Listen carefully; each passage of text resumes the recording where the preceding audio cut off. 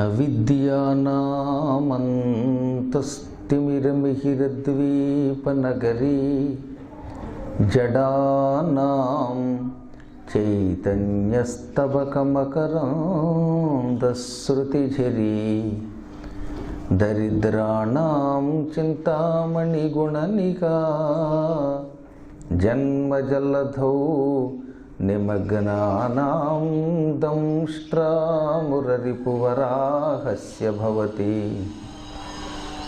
శుక్లాంబరధరం విష్ణుం శశివర్ణం చతుర్భుజం ప్రసన్నవదనం ధ్యాయేత్ సర్వవిఘ్నోపశాంతయే వందే గురుపదద్వంద్వమవాంగ్మానసగోచరం రక్తశుక్లప్రభామిశ్రమతర్క్యం త్రైపురం మహః.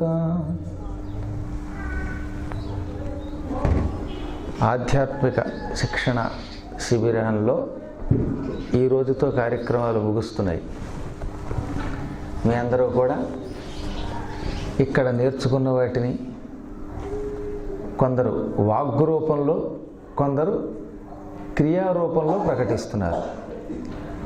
పైకి మాట్లాడలేకపోయినంత మాత్రం చేత మీ అభిప్రాయం తెలియకపోవడం లేదు. ఎంచేదంటే మీ మనస్సు తెలుస్తూనే ఉంది. రాగానే నాకు శరీరమును కూడా అవసరమైతే ధర్మము కోసం త్యాగం చేయడానికి సిద్ధపడుతున్నామని ఎప్పుడైతే అన్నారో అప్పుడే ఈ శిక్షణ సంపూర్ణమయ్యిందని నాకు అర్థమయ్యింది. అంటే ప్రయత్నం ఫలించినట్టే. అది జ్ఞానంతో మాట్లాడవలసిన మాట. అందరం అన్ని రకాలుగా పనిచేయలేము. ఒక్కొక్కరికి భగవంతుడు ఒక్కొక్క శక్తి ఇస్తాడు. ఒక్కొక్కళ్ళు మంచి ఉపన్యాసంతో ఇతరులను ఉద్వేగపరుస్తారు. కొంతమంది ఏమీ మాట్లాడరు, కానీ వారి చూపులతోటి అవతల వాళ్ళు అన్నీ నేర్చుకుని అన్ని పనులు చేయగలుగుతారు. మేధా దక్షిణామూర్తి ఏం మాట్లాడాడు ఆయన? చిత్రం వటతరోర్మూలే వృద్ధాః శిష్యాః గురుర్యువ గురోస్తు మౌనం వ్యాఖ్యానం శిష్యాస్తు ఛిన్న సంశయాః అన్నారు. ఓ మర్రి చెట్టు ఉంది, పెద్ద మర్రి చెట్టు.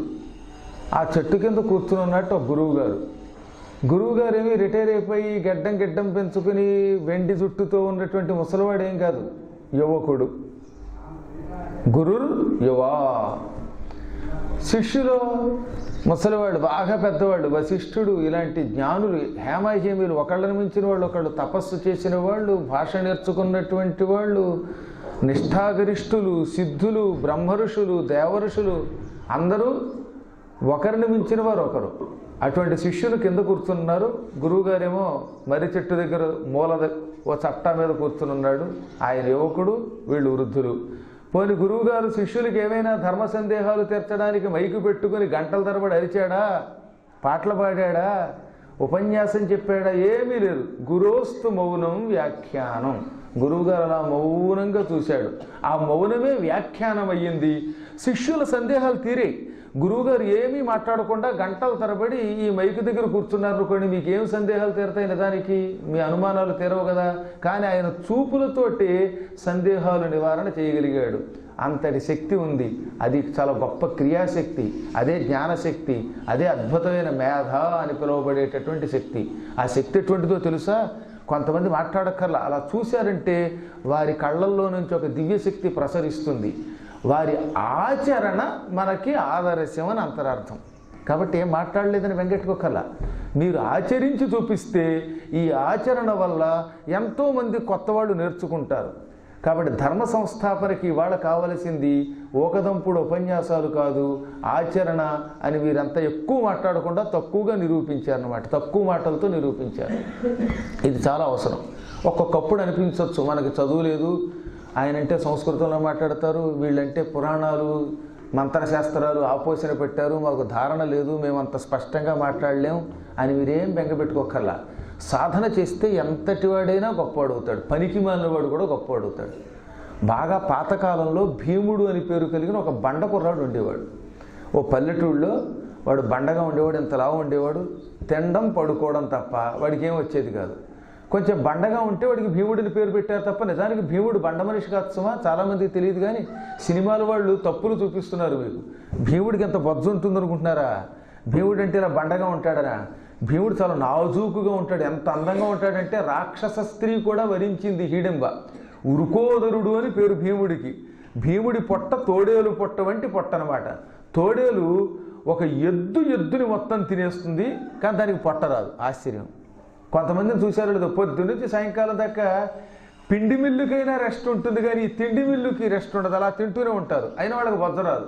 అంటే వాడికి లోపల జీర్ణశక్తి ఉంది. కొంతమంది ఎంత తిన్నా ఎంత బొజ్జ వచ్చేస్తుంది. ఈ బొజ్జ వల్ల వాళ్ళు ఏ పని చేయలేరు. భీముడికి అసలు బొజ్జ ఉంటే యుద్ధం ఏం చేస్తాడు, ఏం ఎగురుతాడండి?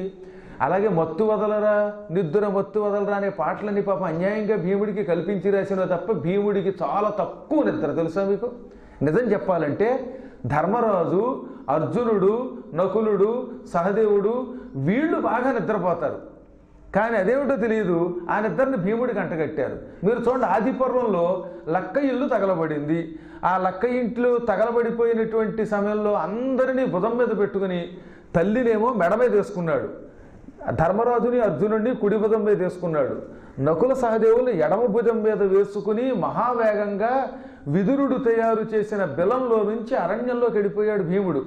దారిలో వెడుతూ ఉంటే ఆయన వేగానికి, ఆయన బలానికి బండరాళ్ళు నుగ్గునుగ్గైపోయాయట. మనం కొండెక్కేటప్పుడు రాళ్ళు ఉంటాయిగా కాళ్ళ కింద పడి, రాళ్లలో కూడా పెద్ద పెద్ద కొండరాళ్ళు అడవిలో. ఆ కొండరాళ్ళు భీముడి కాలి కింద పడి చూర్ణమైపోయాయి అన్నమాట. అంతటి వీరుడు ఆయన. రాత్రి తెల్లవారులు నిద్ర లేకుండా, ఏమాత్రం కునుకు వేయకుండా, నిద్రపోతున్న వీళ్ళకి నిద్రాభంగం కాకుండా భుజాల మీద వేసి మోసుకు వెళ్ళి భయంకర కేకారణ్యంలో ఓ చెట్టు కింద పడుకోబెట్టాడు.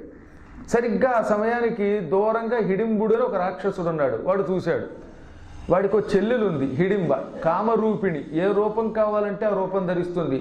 అందంగా మానవ రూపం ధరించగలదు, స్త్రీగా మారగలదు, లేదా రాక్షసీ రూపంలోనూ ఉండగలదు. భీముడు ఈ నిద్రపోతున్న వాళ్ళని చెట్టు కింద పెట్టి, పాపం వీళ్ళకి ఎక్కడ మెలుకు వస్తుందో, ఎవరు వీళ్ళని ఏ విధంగా ఇబ్బంది కలిగించకుండా ఉండాలి అని వాళ్ళు నిద్రపోతుంటే చెట్టు చుట్టూ కాపలా కాసేట ఆయన. అందరూ నిద్రపోతుంటే ఆయన మాత్రం నిద్రపోలేదు. తెలుసు ఎన్ని రాత్రులు నిద్రపోలేదో భీముడు. నిజమైన భారతం అంటే నేను చెప్పింది వ్యాసుడి భారతం చదివితే తెలుస్తుంది. ఎంతలో వీడు చూశాడు కదా, హిడింబ చూడ ఎదురుగుండా ఎవడో ఒక మానవుడు తన సోదరుల్ని, తల్లిని తీసుకొచ్చి చెట్టు కింద పడుకోబెట్టాడు. వాడు నిర్భయంగా నిద్రపోతున్నారు, వీడొక్కడ మాత్రం కాపలా కాస్తున్నాడు అని ఇక్కడ నన్నయ్య గారు ఒక అందమైన పద్యం రాశాడు. ఇందులకిమ్మెయిల్ మనుజులెన్నడు వచ్చిరే, ఇందులకెన్నడు మనుజులెన్నడు వచ్చిరే, వచ్చిరేని ఆనందము పొంది నిర్భయమునల్ శయనిల్తురే. ఇట్లు వంటయిల్ కుందెలు సొచ్చే, ఇట్లు వంటయిల్ కుందెలు సొచ్చే, వేగజని కోమలి వారల చంపి తెచ్చి నా కొందగ వండి పెట్టుము రసోత్కట మానవ మాంస ఖండముల్. ఇక్కడికి ఎప్పుడైనా మానవుడు అన్నవాడు ఈ అడవిలోకి అడుగు పెట్టాడా? ఒకవేళ ఎవడైనా తెలియక వస్తే ఎంత నిర్భయంగా చెట్టు కింద నిద్రపోతారా? ఇక్కడ హిడింబుడనే ఒక భయంకర రాక్షసుడున్నాడు. వాడు మనుషులు వండుకు తింటాడని బహుశా వీడికి తెలియక దర్జాగా వచ్చి చెట్టు కింద పడి నిద్రపోతున్నారు. ఏదో అహోబలంలో బ్రాహ్మణ సత్రంలో నిద్రపోయినట్టుగా. ఇప్పుడు వీళ్ళు దొరికారు. వెళ్ళి వంటింట్లోకి కుందేలు వచ్చినట్టుగా వచ్చిన వేళని విరిచి వండి పట్టుకొచ్చి నాకు పెట్టు. మంచి చక్కగా వండేటప్పుడు కొంతమంది వండుతారండి, మాయిదారి మరమరాలతోటి కూడా ఉప్మా చేయగలుగుతారు, అంత రుచిగా. ఆ వండే వాళ్ళ కెపాసిటీ అనమాట అది. నిజానికి మామూలుగా మురుగులు అంటారుగా మీరు, మరమరాలు అంటాం మేము. ఈ మరమరాలు విడిగా ఏం రుచిగా ఉంటాయి, దాన్ని నీళ్లలో నానబెట్టి దాన్ని కూడా ఉప్మా పోపు పెడితే మాయిదారి ఒక్కొక్కడు ఇంత తినగలుగుతాడు, అంత రుచిగా వండుతారు. హిడింబకు ఒక నైపుణ్యం ఉందిట. మానవ మాంసాన్ని మానవులు ఎవరూ కూడా ఊహించలేనంత రుచిగా వండి పెడుతుందిట. అది మానవ మాంసం అని తినేవాడికి కూడా తెలియదు, అంత రుచిగా ఉంటుంది. అలాగనే ఆవిడ దగ్గరికి వెళ్ళి మీరు తినేరు, లేనిపోని గొడవ. ఎప్పటికే చూస్తున్నాం, ఎక్కడ పడితే అక్కడ తుపాకీలతో పిల్లల్ని కాల్చి చంపే పాకిస్తాన్లో టెర్రరిస్టులు పెట్టరేగిపోతున్నారు. వెళ్ళి వండి తీసుకురా అన్నాడు. ఈవిడ వెళ్ళింది. భీముడి సౌందర్యం చూసింది, వ్యామోహంలో పడింది. ఆ తర్వాత హిడింబుడు వచ్చాడు, వాడి వెన్నెల విరగ్గొట్టి చంపేశాడు భీముడు. ఆ విరగ్గొట్టినప్పుడు ఆయన ఎగిరేట 8 అడుగులు 14 అడుగులు పైకి ఎగిరాడని రాశారు. అంత చురుకుగా పెడతాడు భీముడు. అంటే భీముడికి ఏదన్నా పని చెబితే మహావేగంగా వెళ్ళిపోతాడు. ఎంత వేగంగా పరిగెడతాడండి. సైంధవుడు అనేవాడు ద్రౌపదిని ఎత్తుకుపోతే వాడు రథంలో పారిపోతూ ఉంటే ఆ రథం వెనకాతల పరుగును వెళ్ళి రథం కంటే వేగంగా వెళ్ళి వాడు పట్టుకోగలిగాడు భీముడు అరణ్య పర్వంలో. ఇవన్నీ ఒక ఎత్తు అయితే విరాట పర్వంలో భీముడి చురుకుతనాన్ని మనం చూడగలుగుతాం. అర్ధరాత్రి వేళ ద్రౌపదీదేవిని శ్మశానానికి ఈడ్చుకుపోయారు ఉపకీచకులు. కీచకుడిని చంపేశాడు భీముడు. ఆ చంపేటప్పుడు కూడా వాడి కాళ్ళు చేతులు అన్ని పొట్టలోకి తోసేసి, తలకాయ కూడా పొట్టలోకి తోసేసి ఇలా ఒక చపాతీ పిండి కొట్టినట్టు కొట్టేశాడు. పూరీ పిండి కొడతారు చూసారా, చపాతీల కోసం ఒత్తుతారు. ఆ ఒత్తేటప్పుడు ఒకసారి చూశాను. ఈ నంద్యాల మీద నుంచి ఆళ్లగడ్డ మీద నుంచి వచ్చాను ఒకసారి కారులో. ఆళ్లగడ్డ సెంటర్లో పూరీలు వేస్తున్నాడు ఆయన. ఆ పూరీలు వేసేటప్పుడు వాళ్ళ ఆవిడ అనుకుంటాను పక్కన పూరీ పిండి కొట్టింది, పటా పటా కొట్టి కొట్టి కొట్టి ముద్ద చేసి పారేసింది. ఓహో, పిండి ముద్ద చేయడం అంటే ఇదన్నమాట అనిపించింది నాకు. భీముడు కీచకుడి శరీరాన్ని అలా ముద్ద చేసేసాడు. అంతటి వీరుడు ఆయన. చక్కని ముద్దగా చేసి దుష్టుడై, అంత కోపంతో దుష్టుడైపోయాడప్పుడు. చచ్చాక శవం మీద కూడా కోపం విడిచిపెట్టక నొక్కి నొక్కి నొక్కి ముద్ద చేస్తే అసలు కరములయ్యవి శరమేది కాళ్ళులెచటదొచ్చే గంధర్వరులచే చచ్చువారలెల్ల ఇట్ల గుదురో ఇతన్ని తోడి అలుక ఇట్లు చేసిరో అని తిక్కన గారు విరాటపురంలో 4వ అధ్యాయంలో రాస్తాడు. కాళ్ళేవి, చేతులేవి, కరములెయ్యవి, చేతులేవి, శిరమేది కాళ్ళులెత్తటదొచ్చెనో. అసలు కాళ్ళు ఎక్కడికి పోయాయి? గంధర్వుల చేతిలో చచ్చేవాళ్ళంతా ఇలా చస్తారా, లేక వీడి మీద కోపంతో వీడొక్కడిని ఇంత ముద్ద చేసేశారా అని ఆశ్చర్యపోయారట కీచకుడి పీనుగుని చూసిన మానవులు. ఆ సమయంలో ఉపకీచకులని 105 ఉన్నారు. వాడు కీచకుళ్ళకి తమ్ముళ్ళు, మొత్తం 105. కీచకుడు అంత బలం లేకపోయినా వీళ్ళు బలవంతులే. వీళ్ళు అంతకంటే 7 ఆకులు ఎక్కువ చదివిన దుర్మార్గులు వీళ్ళు. వీళ్ళు ఏం చేశారు, ఆ శవానికి పక్కనే తచ్చెట్లాడుతున్న ద్రౌపదిని చూసి, ఈ ద్రౌపది పేరు వాళ్ళకి ద్రౌపది అని తెలియదుగా, ఒక మానిని అనే పేరు పెట్టుకున్న సైరంధ్రి. ఈ సైరంధ్రి మీద ప్రేమతో కీచకుడు దాని వెంట పడ్డాడు, చచ్చిపోయాడు. ఇప్పుడు అన్నగారి శవాన్ని తగలబెట్టాలి. తగలబెట్టేటప్పుడు అయినా అన్నగారి కోరిక తీర్చడం తమ్ముళ్ళుగా మన ధర్మం. అందుకని బతికొండగా ఈ స్త్రీని వాడు పొందలేకపోయాడు. ఈ స్త్రీ శవాన్ని పీనుగు మీద పెట్టి కట్టి తగలబెట్టేశామంటే అన్నగారి కోరిక తీర్చినట్టు అనుకున్నారట ఆ మూర్ఖులు. అనుకుని వెంటనే ఏం చేశారు, మహారాజా మేము ఏ రకంగా చూసినా సైరంధ్రిని మా అన్న సింహబలుడి శరీరం మీద కట్టెలు పెట్టి తగలబెట్టేసేద్దాం అని నిర్ణయించాం. నువ్వు అంటే నీకు మర్యాద దక్కుతుంది, లేదా నిన్ను అరెస్ట్ చేసి అప్పుడు మేము తగలబెడతామన్నారు. అప్పుడు వాడు ఏమంటాడు చెప్పండి రాజుగారు, నాయన నన్ను జైల్లో పెట్టడం ఎందుకులే, మీ పని మీరు చేసుకోండి అన్నాడు.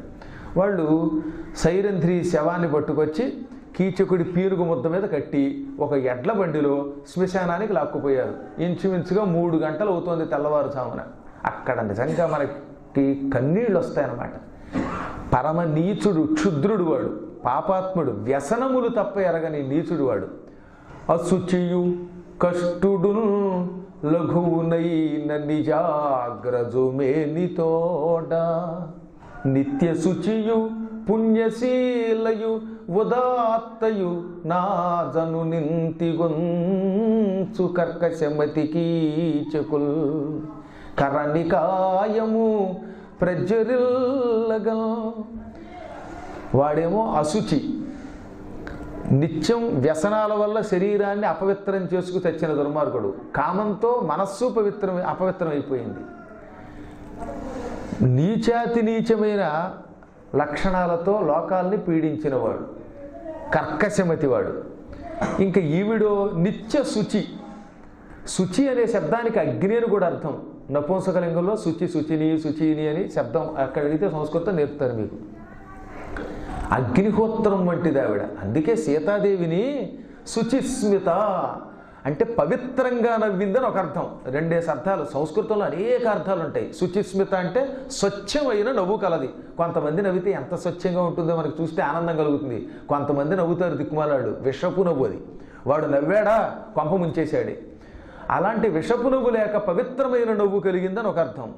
రెండవది అగ్నిలాగా స్వచ్ఛమైన నవ్వు కలిగినది. అగ్నికి చెదపట్టడం ఉండదు, దానికి అపవిత్రత ఉండదు. పెంటని కాల్చినా, వంట చేసి పెట్టినా, శవాన్ని తగలబెట్టినా, లేక ఇంట్లో దీపారాధనకు ఉపయోగపడినా, యజ్ఞంలో ఉన్న అగ్ని అగ్నే. ఓ అగ్ని, నిన్నేమో అక్కడ శవాన్ని తగలబెట్టావు, అక్కడెక్కడో పెంటని తగలబెట్టావు, ఇవాళ మా వంటకు నువ్వు ఎలా పనికొస్తావని మీరంటే తెల్లారితే మనకు అన్నం ఉండదు, మనం ఎగిరిపోతాం. కాబట్టి అగ్నికి అపవిత్రత లేదు, సీతాదేవికి కూడా అపవిత్రత లేదు. అంత గొప్పదనమాట. అందుకే అగ్నిని కూడా భస్మం చేయగలదట ఆవిడ. ద్రౌపది కూడా అటువంటిదే. అహల్య, ద్రౌపది, తార, సీత, మండోదరి తథా వీళ్ళని 5 కన్యలుగా పిలిచారు. పెళ్ళైనప్పటికీ వీళ్ళు పరమ పతివ్రతలైన ఈ స్త్రీలు కన్యామణులతో సమానం. అందులో ద్రౌపదిని కూడా చెప్పారు. అందులో అగ్నిగుండం నుంచి పుట్టింది ఆవిడ. అగ్నిహోత్రంలో యజ్ఞం చేస్తున్నప్పుడు ద్రుపద మహారాజు గారికి దృష్టజ్యుమ్నుడు, ద్రౌపది పుట్టారు. అంటే ఆవిడ కూడా మరొక అగ్నిహోత్రం. అందుకే నిత్య శుచి అన్నారు ఆవిడని. నిత్యం పవిత్రురాలు, అగ్నిస్వరూపిణి ఆవిడ.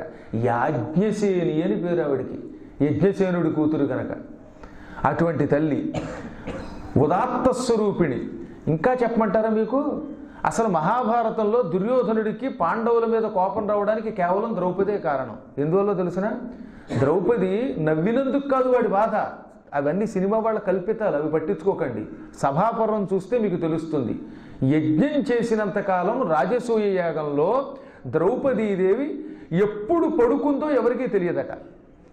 అర్ధరాత్రి 12 గంటల దాకా కారు అంటే ఆ రోజుల్లో రథం నడిపే సారథి మొదలుకొని, కాపలా వాళ్ళు మొదలుకొని అందరినీ పేరు పేరున, నాయన పుల్లారావు అన్నం తిన్నావా, ఎంకమ్మ అన్నం తిన్నావా, సుబ్బారావు గారు అన్నం తిన్నారా, మాధవరావు గారు అన్నం తిన్నారా, వెంకట సుబ్బయ్య గారు అన్నం తిన్నారా అని అందరినీ అన్నం తిన్నారా అని అడిగి అందరూ తిన్నాక అప్పుడు అర్ధరాత్రి దాటాక ఇంత అన్నం తిని మళ్ళీ 1 గంటన్నరలో లేచిపోయి ఓ పక్కన ధర్మరాజు గారి పక్కన యజ్ఞంలో కూర్చుంది, మరో పక్కనేమో వంటలు పర్యవేక్షించింది. ఎప్పటికప్పుడు మళ్ళీ ముఖంలో అలసట లేదట, చెమట పట్టడం లేదట. గట్టిగా శిక్షణ అనే పేరుతోటి తరగతుల్లో కూర్చుంటే ఒక 5 నిమిషాలు విశ్రాంతికి వెళ్ళాలి మనం. ఆవిడకి విశ్రాంతి లేదు, ఎప్పుడు కాలకృత్యాలకు వెళ్ళిందో తెలియదు, ముఖంలో ఏ విధమైన నిద్ర లేదు. కొంతమంది కూర్చొని గట్టిగా 2 మెట్లు ఎక్కితే కూర్చొని పురాణం వింటున్నసేపు నిద్రపోతారు. కానీ ఆవిడ నిద్రాహారాలకు అతీతంగా యజ్ఞం జరుగుతున్నంతకాలం పర్యవేక్షణ చేసింది. అది స్వయంగా పరమ దుర్మార్గుడు దుర్యోధనుడు దుశ్శాసనుణ్ణి, కర్ణుణ్ణి వెంట పెట్టుకొని శకుని దగ్గరికి వెళ్ళి, మామయ్య నువ్వు చూసావు కదా, మా భార్యలు గట్టిగా 5 నిమిషాలు పనిచేస్తే అలసిపోతారు, రెండోసారి ఏదన్నా అడిగితే విసుక్కుంటారు, కానీ ధర్మరాజు గారి పత్ని ఒక్కసారి కూడా విసుక్కోలేదు, అలిసిపోలేదు. యజ్ఞం జరుగుతున్నంతకాలం ఎప్పుడు నిద్ర అయిందో తెలియదు, ఎప్పుడు కొత్తగా వెళ్ళి అలంకారం చేసుకుని చీరలు కట్టుకుని నగలతో ఉంది, ఎప్పుడూ చిరునవ్వుతో ఉంది, అందరికీ తల్లో నాలుకలో ఉంది, అందరి దగ్గరికి వెళ్ళి తిన్నావా అని అడిగింది. ఇంత అలసట లేకుండా ఇంత వైభవంతో ఆవిడ ఎలా ఉంది? అందుకే మా భార్యలందరూ ఆవిడ గురించి మా మీద ఎక్కేశారు, అందుకే మా భార్యలకి కోపం తెప్పించిన ఆవిడ మీద నాకు కోపం అన్నాడు వాడు. అంటే ఆవిడ బాగుండడం వీడికి నచ్చలేదనమాట. భారతదేశం పచ్చగా ఉంటే ఈ పాకిస్తాన్ లాంటి దేశాలకు ఎలా నచ్చట్లేదో, చైనాకి ఎలా నచ్చట్లేదో, అలా దుర్యోధనాదులకి ద్రౌపది వైభవం, ద్రౌపది గొప్పతనం నచ్చల. అందువల్ల ఇంత యుద్ధం వచ్చింది తప్ప కేవలం మయసభ కాదు. నిజంగా మీరు సభాపర్వం చదవండి, చూడండి. లేదా నేను చెప్పిన సభాపర్వం టీటీడీ వాళ్ళ దగ్గర వీడియో ఉంటుంది, అది ఆ DVD తీసి చూడండి. లేదా యూట్యూబ్లోకి వెళ్ళి వద్దిపర్తి పద్మాకర్ మహాభారతం అని కొడితే నేను చెప్పిన మహాభారతం వరుసగా వస్తుంది. అది చదివి వింటే తెలుస్తుంది ఒరిజినల్ భారతం అది. ఎందుకు చెబుతున్నాను నేను? అటువంటి పుణ్యాత్మురాలు ఆవిడ, ఉదాత్తమతి. ఆవిడని తీసుకెళ్ళి పీరుగు మీద కట్టేశారు వీళ్ళు. తీసుకెళ్ళి తగలబెట్టబోతూ ఉంటే ఆవిడ వెంటనే రక్షించండో అంది. ఇప్పుడు వచ్చిన సమస్య ఏమిటంటే ఆవిడకి, ఓ భీముడా లేక అర్జున రక్షించమనడానికి లేదుగా, మారు వేషాల్లో ఉన్నారు. ఇప్పుడు పిలిచిన రక్షించగలిగే దిక్కు ఇంకెవరూ లేరు, భీముడు తప్ప. మీరు ఆలోచించవలసింది ఏంటంటే, ఒకటి ధర్మరాజు గారు ఇలాంటప్పుడు పనికిరాడు, అర్జునుడు బాణాలతో కొట్టగలడు, ప్రస్తుతం ఆయన ఆడా మగ కానీ పేడి రూపంలో, క్లైబ్య రూపంలో ఉన్నాడు. ఆ క్లైబ్య రూపం వల్లే భగవద్గీతలో బాగా చెప్పాడు, క్లైబ్యం ఆస్మగర్మ పార్థ అని. ఎంత గొప్పగా తిప్పాడు తెలుసా? తెలియకుండానే భగవద్గీత అంటే సామాన్యం అనుకుంటున్నారా? వారి పిచ్చివాడ, క్లైబ్యం అనే శబ్దం కృష్ణుడు ఎందుకు వాడాడంటే, నువ్వు విరాట పర్వంలో శుభ్రంగా ఆ వేషం వేసి కూర్చున్నావురా, ఆ బుద్ధి మళ్ళీ నీకు వచ్చిందిరా అని చెప్పాడు అనమాట. చెప్పకుండా తెప్పడం అంటారు దీన్ని. అది శ్రీకృష్ణ పరమాత్మ దగ్గర వాక్ అంటే ఆయనది జగద్గురువు, అయిన కృష్ణం వందే జగద్గురువు అన్నాం. అందుకే అంత స్పష్టంగా మాట్లాడాడు ఆయన. ఈయన క్లేబస్వరూపుడు గనక బాణాలు వేయలేడు, పేడి రూపంలో ఉన్నాడు కనుక. కొన్ని పదాలు వాడకండి, ఎలా అన్నాను కాదు, కానీ బొత్తిగా చీటికి వాటికి అసభ్య పదాలట. ఆ పదాలు వాడితే సరస్వతి కోపగిస్తుంది. కొజ్జ అనే పదం వాడకండి ఎప్పుడు. చీటికి వాటికి సరస్వతీదేవికి అపచారం చేసేది. క్లైబ్యం అనండి, పేడి అనండి. కొన్ని అపశబ్దాలు ఉన్నాయి. కోజ అనే ఒక శబ్దం ఉర్దూ శబ్దం మనకి తెలుగులో కొజ్జాగా మారిపోయింది. ఇలాంటి అపశబ్దాలు పదే పదే సినిమాల్లో కూడా చూపించేస్తున్నారు. ఏది వాడచ్చో ఏది వాడకూడదో తెలియదు. అసలు ఎంత అసభ్యంగా రాస్తున్నారండి వాళ్ళ. పింగళి నాగేంద్రరావు లాంటి మహానుభావులు పుట్టినటువంటి దేశంలో ఇప్పుడు మాయాబజారు, పాతాళ భైరవి, గుణసుందరి కథ, వాటిల్లో పింగళి నాగేంద్రరావు గారి సంభాషణ ఎంత బాగుంటుంది. ఒక్కసారి మీరు ఆ పాత సినిమా గుణసుందరి చూడండి. శ్రీ తులసి ప్రియ తులసి జయమునీయవే జయమునీయవే, సతము నిన్ను సేవిల్తుము సత్కృపగనవే, శ్రీ తులసి ప్రియ తులసి జయమునీయవే జయమునీయవే అని తులసి దగ్గర పాడుకోవడానికి శాశ్వతంగా ఒక్క పాట రాయలే ఆయన. ఇప్పటికి కూడా పదాలు ఎలా సృష్టించాలో ఆయన దగ్గర నేర్చుకోవాలి. మాయాబజార్ ఆయన కేవలం ఆయన సృష్టి, పాటలు మాటలు అన్నీ ఆయనవే. పాతాళ భైరవి పూర్తిగా అయింది, గుండమ్మ కథ అంతా అయింది, జగదేక వీరుడి కథ అయింది. ఎంత అద్భుతమైన పద్యాలండి ఆయన. అసలు నాకు ఇప్పటికి కూడా అనమాట, మాత కదా పరకాంత మాయ ఏదైన ఇదే జగజ్జనని ఆజ్ఞ బయల్పడి రాగదమ్మ, ఈ దీనుని పుత్రవత్సలత దీవనలీయ గదమ్మ తల్లివై. ఇంత అందంగా ఉత్పలమాల పద్యం మానవమత్తుడు రాయగలడా? ఆయన రాశాడు జగదేక వీరుడి కథలో. అంత ఇష్టం నాకు. సముద్రాల వారిని చూడండి, ఆయన చూస్తే మనిషి కాదు, వైష్ణవనామం పెట్టుకుని అమాయకంగా పిచ్చాళ్ళలో గొట్టగట్టు కూర్చుంటాడు. కానీ ఎంత అందమైనది. మనోగాథ నీతో నివేదించలేను, నివేదించకున్నా జీవించలేను, నెరజాండవేలే ఓ జాబిలి. అసలు ఏమి శబ్దాలు, ఏమి పదాలు. కవులకు ఆదర్శం వాళ్ళు. కాళిదాసుని, భవభూతిని, ఇలాంటి వాళ్ళని జీర్ణించుకున్నారు వాళ్ళు. బాగా పంచకావ్యాలు చదువుకున్నారు. వాళ్ళందరికీ వ్యాకరణం బాగా వచ్చు. అందుకే అంత అందంగా రాశారు. అనుభవించాలి కవిత్వం అంటే. ఎందుకు చెబుతున్నానంటే ప్రతి శబ్దము మహానుభావులు అలా వాడారు. సరే, అదో పక్కన పెడితే మొత్తం మీద ఇప్పుడు ఆవిడ నానాయాతన పడిపోతూ భక్తల్ని పిలవడానికి ధర్మరాజు రాడు. అర్జునుడు క్లేబస్వరూపుడు, నకుల సహదేవులు ఎక్కడో దూరంగా ఉన్నారు. ఈ సమయంలో వాళ్ళు వచ్చినా ఏం చేయలేరు. రహస్యంగా ఉపకీచకుల్ని చంపి రక్షించాలి. అప్పుడు ఆవిడ ఎంత అందంగా ఉందో తెలుసా? ఆనత వైరి ఓ జయ మహాద్భుత విక్రమ ఓ జయంత, దుర్మాన విఘూర్ణమాన రిపుమర్దన ఓ విజయాభిధాన, తేజో నిహతాహిత ప్రకట సోరగుణ ప్రతిభాస ఓ జయత్సేన, విరోధి బాహుబల జృంభణ ఓ జయద్బల. వాళ్ళు రహస్యనామాలు పెట్టుకున్నారు. జయంతుడు, జయత్సేనుడు, విజయుడు, జయద్బలుడు, బృహద్బలుడు, ఈ 5 పేర్లతో ఉన్నారు వాళ్ళు. ఈ 5 పేర్లతో ఎవరిని పిలిచినా ఒక్క భీముడే వచ్చి రక్షించాలని ఒక సంకేతం. అందుకని భీముడిని పిలవకుండా విరోధి బాహుబల జృంభణ భంజన ఓ జయద్బల అనగానే అప్పుడే కీచకుణ్ణి చంపొచ్చాక ఆ రక్తం ఒంటికి అంటుకుందిగా వాడితో యుద్ధం చేసినప్పుడు, ఆ రక్తం తొలగడం కోసమని హాయిగా స్నానం చేసి ఒంటికి గంధం రాసి పడుకున్నట్ట. వెంటనే ఈవిడి ఏడుపులు వినపడ్డాయి, ఎలుగులు. ఒక్కసారి ఈయన మళ్ళీ నా భార్యకి వీళ్ళు ఇంత అపకారం చేశారా, వీళ్ళ అంతం చూద్దాం అనుకున్నాడు. ఇప్పుడు ఎలాగా? సింహద్వారం గుండా పెడితే దొరికిపోతాడు. అలాగని ఆలస్యం చేస్తే భార్య తగలబడిపోతుంది. అప్పుడు వంటశాల చుట్టూతా మొత్తం ప్రహరీ గోడ ఉంది. ఇప్పుడు చూశారు కదా మీరు, స్వామివారి గుడి ఉంది. ఎంత ఎత్తుందండి ఆ కాంపౌండ్ వాళ్ళు. ఈ రోజుల్లోనే లక్ష్మీనరసింహస్వామి వారికి ఈ కలియుగంలో ఇంత గోడ ఉందంటే ఆ రోజుల్లో కోట గోడలు ఎంత ఉంటాయో. 27 అడుగుల ఎత్తు ఉన్న బురుజు ఉంది అక్కడ, ఒక పెద్ద ప్రాకారం. ఆ ప్రాకారం దాటి అవతలకెడితే ఈ వంట గృహానికి అవతల, మహానస గృహానికి అవతల అక్కడ శ్మశానం ఉంది. ఈయన యువతల నుంచి అవతలకి ఎగిరి దూకాడు. వప్రలంఘనమొనరించె గుప్తముగ గ్రక్కున ముట్టెడు దానికింతగన్. 27 అడుగులు ఉన్నటువంటి ఆ ప్రాకారాన్ని ఎగిరి దూకాడు అంటే గుప్తంగా వాళ్ళని చంపడానికి ఆయన ఎంత చురుకుగా ఉన్నాడో ఆలోచించండి. ఇంత బొజ్జతో బలిసిపోయినటువంటి అసహ్యంగా ఉంటే, మోకాళ్ళ నొప్పులతో ఉంటే, కింద కూర్చుని అన్నం తినలేక టేబుల్ మీద కూర్చుని తినే దౌర్భాగ్యం వాళ్ళ మనకు వస్తుందంటే మనం ఏది వ్యాయామం ఎక్కడుందండి? ఇక్కడి నుంచి ఇక్కడికి అవకాశం లేక కానీ ఉంటే లెట్రిన్కి కూడా స్కూటర్ వేసి పెడుతున్నారు ఇవాళ.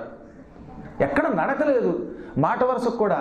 హాయిగా ఇప్పుడు నేను ఆ పామిలేటి నరసింహస్వామి దగ్గరికి మా పిల్లలతో, మా ఆవిడతో సైతంగా పరిగెత్తుకుంటూ ప్రతి సంవత్సరం వెళ్ళేవాళ్ళం.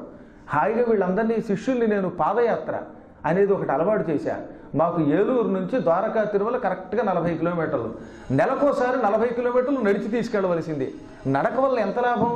ఒకటి, దానికి కాయిక తపస్సు అని పేరు, గుర్తుపెట్టుకోండి. నడకతో భగవంతుడి దగ్గరికి వెడితే ఆ తపస్సుకి కాయిక తపస్సు. మంత్రశాస్త్రం మనకి తపస్సుల గురించి చెప్పింది. వాచిక తపస్సు, మానసిక తపస్సు, కాయిక తపస్సు, ఈ 3 ప్రధాన తపస్సులు. ఇందులో కాయిక తపస్సు అంటే శరీరమును శ్రమింపచేసి చేసేటటువంటి తపస్సు. అనగా భగవంతుడి ఆలయానికి నడిచి వెళ్ళాలి. కొండ మీదకి ఏదో కార్లు పెడతాయి కదా అని దాని మీద కారులతో వెళ్ళకూడదు, నడిచి వెళ్ళాలి. ఇంకా రోప్ వేలు దేనికి? షికారు చేయడానికి పెడుతున్నామా మనం ఏమన్నా? దానికి ఎలాగో ఉంటాయి పెద్ద పనులు చేయడానికి. రోప్ వేలు, పోపు వేలు తీసి పారేసి శుభ్రంగా నడిపిస్తే చిన్నప్పటి నుంచి అప్పుడు ముసలితనంలో కూడా నడవగలుగుతారు. గట్టిగా మాట్లాడితే ప్రభాకర శర్మ గారి భార్య ఎక్కుతున్నారు, మా అమ్మ ఎక్కగలుగుతుంది, కుర్రాళ్ళు ఎక్కలేకపోతున్నారు ఏమిటి? ఎందుకు ఎక్కలేకపోతున్నాం అంటే నడక అలవాటు పోయింది. వాళ్ళు మనం పిల్లలకు అలవాటు చేయట్లేదు. ఏసీ కారు ఇచ్చి పంపించేస్తాం. వాడు ఇంటి దగ్గర కారు ఎక్కుతాడు, అక్కడ దిగుతాడు. ఇంటికి వచ్చేలోపు జంక్ ఫుడ్లు, బంకు ఫుడ్లు, ఆ దరిద్రపు నూడిల్స్ అనే పేరుతో ఉండే సేమియాలు ఉన్నాయే, ఆ వానపాములు తినడం, ఇంతకు వచ్చి పడుకోవడం, ఇంత బొజ్జ. ఆ బొజ్జ వల్ల లజ్జలు పోయి గురక ఎక్కడ చూసినా గురకే. ఇవన్నిటికీ గల కారణం శరీరాన్ని కృషి చేయించకపోవటమే. బాగా కష్టించాలి, కర్రసాము చెయ్యాలి, నడవాలి, తెగ నడవాలి, భగవంతుని చుట్టూ తిరగాలి. తిరిగితే అప్పుడు శరీరం చురుగ్గా ఉంటుంది, దూకగలుగుతాడు. ఆ తర్వాత మానసిక తపస్సు, వాచిక తపస్సు, ఇవన్నీ తర్వాత ఎప్పుడో ఒకప్పుడు చెప్పుకుందాం. ఎందుకు చెబుతున్నానంటే భీముడు అంత చురుకైన వాడు కాబట్టి ఎగిరి దూకేశాడు అవతలకి. చెంగున దూకడంతో అక్కడికి వెళ్ళాట. ఇట్లు లంఘించిపోయి పరేత భూమి యొద్ద ఒక ఉన్నతావ నీజంబు వెరకి తన భుజశిఖ ఎందమర్చి అన్నారు. అక్కడ పెద్ద చెట్టు ఉంది, మామూలు చెట్టు కాదు, అది పెద్ద మద్ది చెట్టు. ఆ మద్ది చెట్టుని చేత్తో పట్టుకుని గట్టిగా మాట్లాడితే మనం తోటకూర కాడలు కూడా పీకలేకపోతున్నాం. ఇవాళ దొడ్లో చెత్త పెరిగితే గడ్డి పీకలేకపోతున్నాం. ఆయన అంత చెట్టుని ఇలా పీకి దాన్ని ఎత్తి భుజం మీద పెట్టుకున్నట్టు, గద పెట్టుకున్నట్టుగా ఓ సంచి ఇచ్చి, ఈ మధ్యలో శిష్యుడిని నాతో పాటు కొండ ఎక్కడానికి రారా అన్నాను. గురువు గారండి సంచి. ఆ సంచిలో ఏం లేదు, ఒక వాటర్ బాటిల్ ఉంది, డబ్బులు ఉన్నాయి, ఇంత మించి ఏం లేవు. మహా అయితే 2-3 బిస్కెట్ ప్యాకెట్లు ఉంటాయి. గురువు గారండి నొప్పి వస్తుందండి. 16 ఏళ్ళు వాడికి, ఇంకా పెళ్ళి అవ్వాలి. ఇంక ఈ మొహానికి ఎందుకు పెళ్ళి? హాయిగా వెళ్ళి ఇంటి దగ్గర కిళ్ళీలు కట్టుకుంటూ బతకరా అన్నాను. అది కూడా కట్టుకోలేవు, నీ చేతులు లాగుతాయని. అంటే నేను ఆక్షేపించడానికి, ఇది దెప్పడానికి చెప్పట్లా, మన శరీరములు ఎంత దుర్బలం అయిపోయే స్థితి తెచ్చుకుంటున్నామని చెప్పడానికి. ఇది మనలో ఉంది, కొంత కృషి చేయాలి. ఆర్ఎస్ఎస్ వాళ్ళు తలుచుకుంటే ఈ పని చేయగలుగుతారు. కర్రసాము బాగా నేర్పుతున్నారని విన్నా. గిర్రా తిప్పాలి, నడిపించాలి. వీళ్ళందరినీ కొండెక్కి రోజు 10 సార్లు నడిపించామంటే, రోజు కాకపోయినా కనీసం 2 రోజులకోసారి 2-3 కిలోమీటర్లు నడిపించాలి.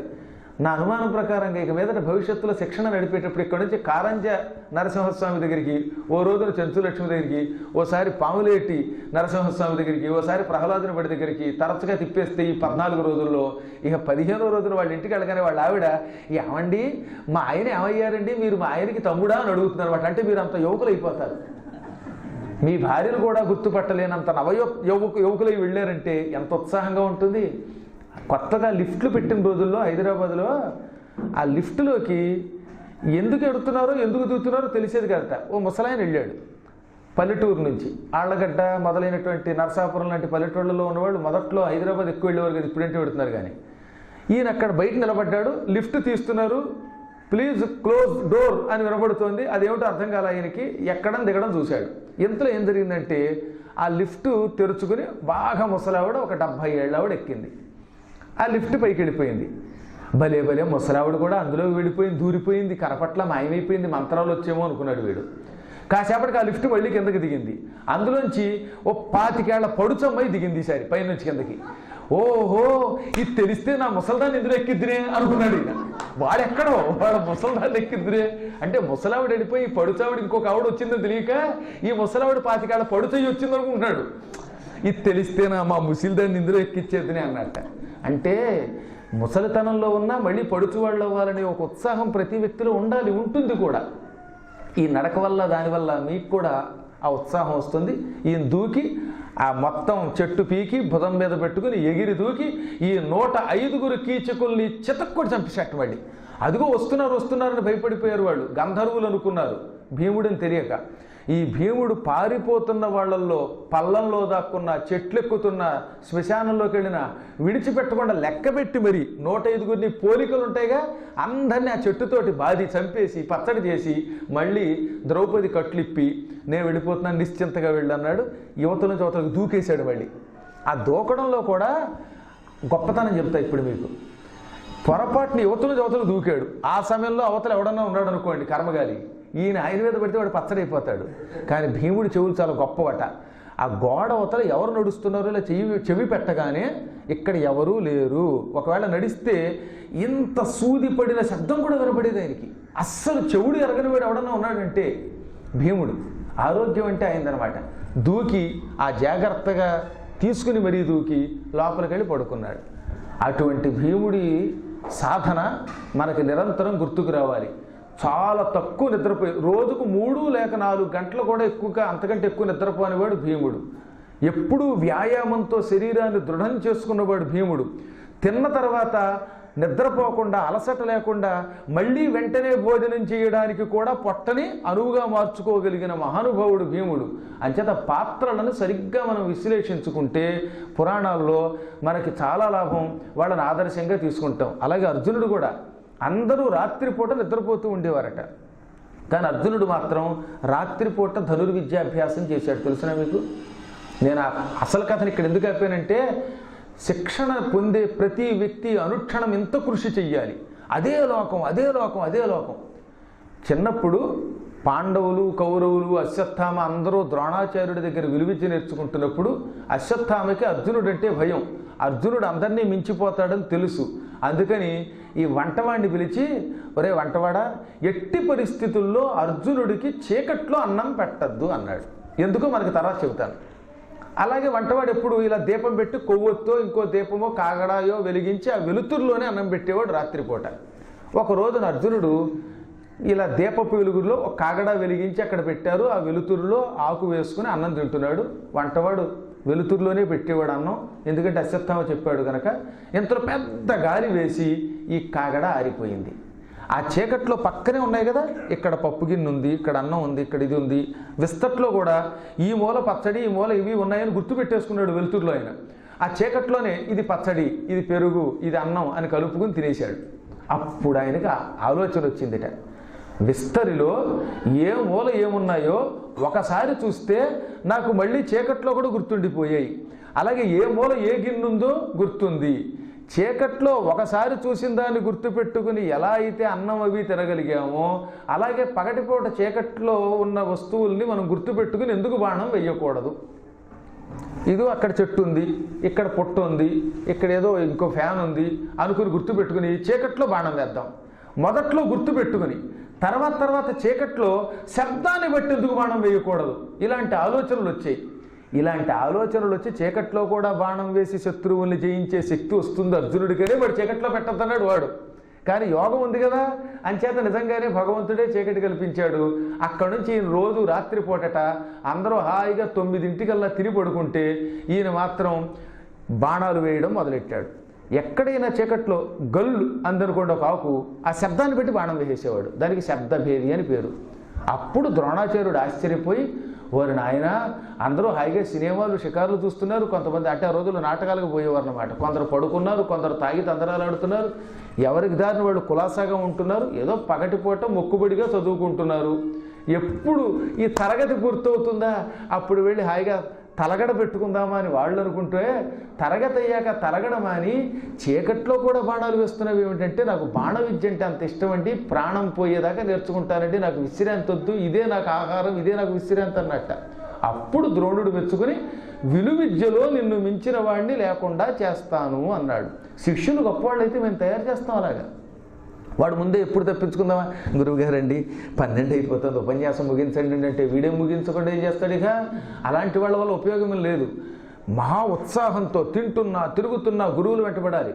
ఏ రంగంలో అయినా ఆరితేరి పైకి రావాలంటే ఆ రంగం తప్ప ఇంకో దాని మీద దృష్టి ఉండకూడదు. మా ఐదారిది కెమెరా పెట్టుకున్నప్పటికీ ఎప్పుడు పెళ్ళి అవుతుందా, ఎప్పుడు డబ్బులు వస్తాయా, లేకపోతే ఇంకోటాన్ని పెట్టుకుంటే నీకు దాని మీద ఏమొస్తుంది శక్తి? ఏ రంగంలో అడుగు పెట్టినా ఆ రంగంలో మనల్ని మించిన వాడు ఉండకుండా ఉండాలంటే అదే లోకంగా అదే లోకంగా అదే లోకంగా బతకాలన్నమాట. నేను నిజంగా ఇది నా అనుభవంతో చెప్తున్నాను, బయట వాళ్ళు కాదు. నేను 1986లో అంత పూర్వం చిన్నప్పుడు ఇళ్లలో చెప్పిన పురాణం వేరు, భాగవతం చెప్పవలసి వచ్చింది కొన్ని కారణాల చేత. ఆ భాగవతం చెప్పడానికి ఇంకా అదే లోకం పిచ్చి. ఎలా పిచ్చో చెప్పమంటారా? ప్రొద్దుటి నుంచి మధ్యాహ్నం దాకా రోజు 100 పద్యాలు కంఠస్థం చేయటం పోతన భాగవతం. సాయంత్రం ఈ 100 పద్యాలు వెళ్ళి మళ్ళీ స్టేజీ మీద ఒక్క కాగితం లేకుండా అక్షరం తప్పకుండా ఈ 100 పద్యాలు అప్పచెప్పి పురాణం చెప్పేవాడిని. 1986లో ఉగాది నాడు నేను ఆరంభించిన పురాణం సుందరకాండ, భాగవతం. ఈ రెండు వరసగా ఉగాది నాడు మొదలుపెట్టి శ్రీరామనవమి వరకు సుందరకాండ చెప్పించారు. ఆ తదనంతరం వెంటనే అక్కడ పక్కనే ఉన్న మరో స్థలంలో భాగవతం చెప్పించారు. ఆనాడు ఈ పురాణం కోసం ఒక్కసారి చదివితే కంఠస్థం వస్తుంది అనుకోవటం వల్లే ఇన్ని శ్లోకాలు, ఇన్ని పద్యాలు ఇవన్నీ నేను కంఠస్థం చేయగలిగా. మనం సాధనతో దీనిని పెంపొందించుకోవచ్చు, జ్ఞాపక శక్తి పెంపొందించుకోవచ్చు, పాండిత్యం పొందొచ్చు, ఎడతెరిపి లేకుండా మాట్లాడగలగచ్చు అనేది అప్పుడు నాకు అర్థమయ్యింది. మీ అందరిలో కూడా శక్తులు ఉన్నాయి, లేక కాదు, కానీ ప్రయత్నించటంలా. ఒకవేళ ప్రయత్నిస్తే ప్రమాదమేమో అని కూడా భయపడద్దు. యత్నే కురుతే యది నసిద్ధ్యతి కోత్ర దోష. ముందు నువ్వు ప్రయత్నం చెయ్యి. ప్రయత్నించినప్పటికీ మనం అందులో విజయం పొందలేకపోతే మన తప్పే ఉంది. ఇప్పుడు ఇవాళ ఇక్కడ ఎగువ అహోబలంలో 1996లో సత్రం ప్రారంభించారు. అప్పుడు నేను మా పాప, చిన్న పాప, పొత్తిళ్లలో పాప, అంబాసిడర్ కారులో రాత్రి వచ్చాం. తీరా వచ్చేసరికి ఇక్కడ ఏముంటాయి నిజానికి, కొత్తగా అన్నసత్రం ప్రారంభించారట. ఆ అన్నసత్రంలో ఒక్క ఆడావిడ ఒక మగాయన ఉన్నారు. మొదటిసారి చూసాం. అలిసిపోయి ఆకలితో వచ్చిన మాకు మీరు వెళ్ళి దర్శనం చేసుకురండి, అన్నం పెడతామన్నారు. అన్నం వేడివేడిగా వండి నీళ్ల మజ్జిగ, ఒక నిమ్మకాయ, చారుతో అన్నం పెడితే మీరు చెబితే నమ్మరు, ప్రపంచంలో ఇంత మధురమైన ఆహారం లేదనిపించింది. మా కడుపు నిండింది. అప్పుడే అన్నాను నేను, అమ్మా ఎక్కడో అన్ని చోట్ల పెడతారు, కాశీలో ఇవాళ పెట్టడం పెద్ద కష్టం కాదు, శ్రీశైలంలో పెట్టడం కష్టం కాదు. కష్టం అంటే అన్నీ కష్టాలే, కానీ ఈ మారుమూల ఈ అహోబలంలో అర్ధరాత్రాలు ఎక్కడో 100కి 1 ఒకటి వచ్చే రోజులు, ఆ రోజులు అంటే 96 అంటే, ఆ రోజుల్లో ఎక్కడ పడితే అక్కడ తినకూడదనే నియమనిష్ట కలిగిన నాబోటి వాడికి ఇంత అన్నం పెట్టారు. ఈ సత్రం 10 కాలాలు వర్ధిల్లుతుంది అనుకున్నాను మనస్సులో. టక్కన ఆయన చెప్తున్నారు, అప్పుడు వాళ్ళే స్థాపించారట. ఏమంటే అప్పుడే కదా అన్నారు. ఇవాళ అక్కడ కొండ మీద సత్రం, ఇక్కడ సత్రం. ఇప్పుడు అసలు రహస్యం చెబుతున్నాను. ఓ బుల్లి ఆ మండపంలో ఇలా గోడ కింద కట్టి పెట్టినటువంటి సత్రం ఇక్కడ నుంచి అక్కడికి ఎలా వెడుతుంది, ఎవడు అన్నం వండుతాడు, అసలు ఎవడు దాత ఉంటాడు, ఎందుకు వచ్చిన శ్రమ, మేము కూడా మా వ్యవసాయం చేసుకుంటూ మా భోజనం మేము చేసుకుంటూ మేము మా పిల్ల పాపలతో సుఖంగా ఉంటాం అని వీళ్ళు అనుకుని ఉంటే, వీళ్ళ తల్లిదండ్రులు అలా అనుకుని ఉంటే ఇవాళ ఆ సత్రం వచ్చేదా? అలా మొండిగా ప్రేమించి, అన్నదానాన్ని ప్రేమించి 10 మందికి సేవ చేయటం అనే ఒక మహోత్సవ కార్యక్రమంలోకి అడుగు పెట్టారు. కాబట్టి ఎంత కష్టపడి సిమెంట్ బస్తాలు తీసుకెళ్ళి ఉంటారు వాళ్ళు, ఎంత సామాను పైకి ఎడితే ఇవాళ అలా వస్తుంది. గట్టిగా మనం మంచినీళ్ళు పుచ్చుకుని ఎక్కలేకపోతున్నామే ఆ పైకి.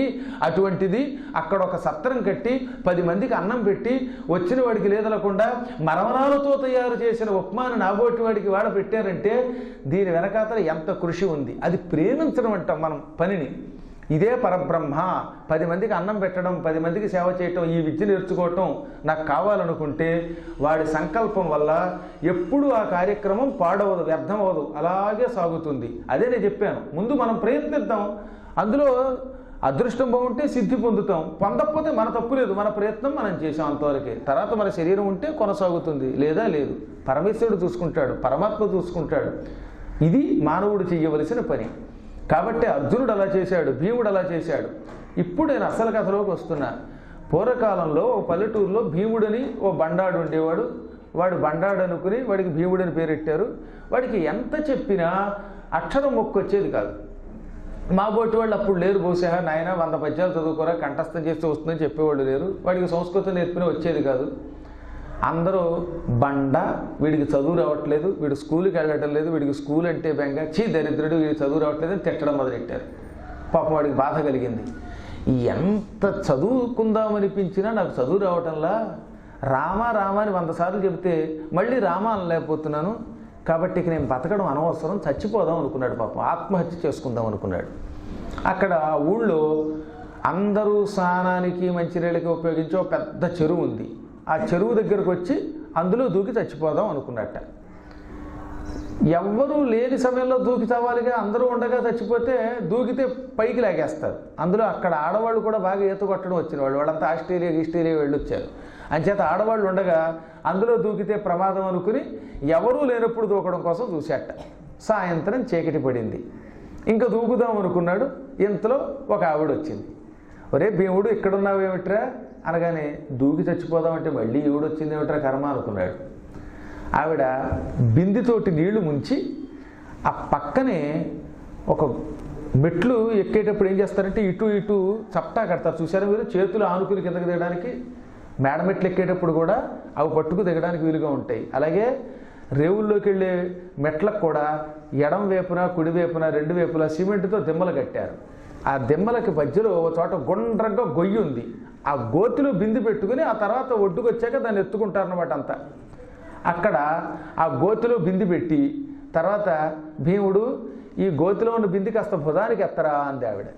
వీడు ఎత్తాడు. ఎత్తాక ఒరే భీముడు ఈ గొయ్యి ఎలా వచ్చిందిరా ఈ బండరాయి మీద అంది. మెట్ల మీద ఈ బండరాయి మీద సన్నని గొయ్యి ఏర్పడిందే, మేము బిందులు పెట్టుకోవడానికి వీలుగా. ఆ గుంట ఎలా వచ్చింది, వామన గుంటలాగా అంది. ఏముందమ్మా, మీలాంటి వాళ్ళంతా బింది పట్టుకొచ్చి దాని మీద పెట్టేవారు. బిందులు పెట్టగా బరువు ఎత్తుకోవడానికి ఏం చేస్తారంటే అందరూ ఆ బింది దాని మీద పెట్టి ఆ తర్వాత ఆ బింది బుధం మీదకి ఎత్తుకునేవారట. అందరూ బిందులు పెట్టగా ఆ రాయి అరిగి గొయ్యి వచ్చింది అన్నాడు వీడు. అర్థమైందిరా భీముడు నీకు ఇప్పుడు? బండరాయి కూడా రోజు దాని మీద బిందు పెడితే అరుగుతోంది.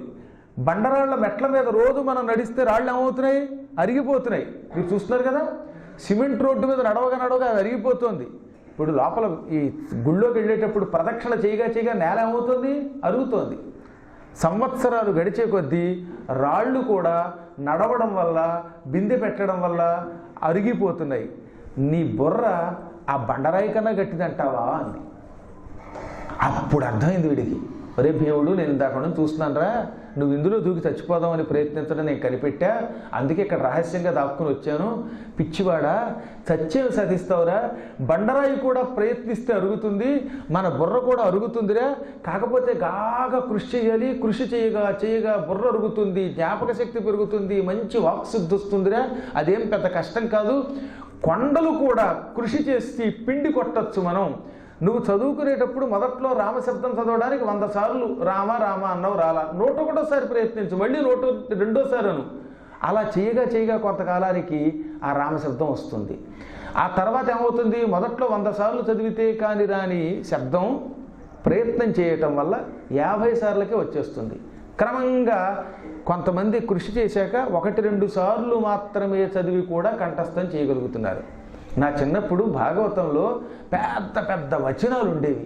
ఎంతంత వచనాలు కంఠస్థం చేసి చెప్పగలవా అని మా నాన్నగారు అడిగారు. నాన్నగారు ఇవ్వండి అన్నాను. ఆ వచనాలన్నీ కంఠస్థం చేశాను. నేను చేయడమే కదా, మా పిల్లల చేత కూడా చేస్తాను. మీరు చూడండి, ఇలా చూడండి, మా చిన్నపాప చేత మీకు ఏకధాటిగా ఒక అద్భుతమైన వచనం ఉంది. అరణ్యం ఏది, మనకి అష్టమ స్కంధంలో గజేంద్ర మోక్షంలో ఒక అడవి వర్ణన. త్రికూట పర్వతం అని ఒక పర్వతం ఉన్నది. ఆ పర్వతం మీద కొన్ని చెట్లు ఉన్నాయి. ఆ చెట్లని, క్రూర మృగాల్ని 2 పేజీల్లో ఒక గద్యం కింద రాశాడు పోతన గారు. ఆ గద్యాన్ని మా పాప వినిపిస్తుంది, సార్ వినండి.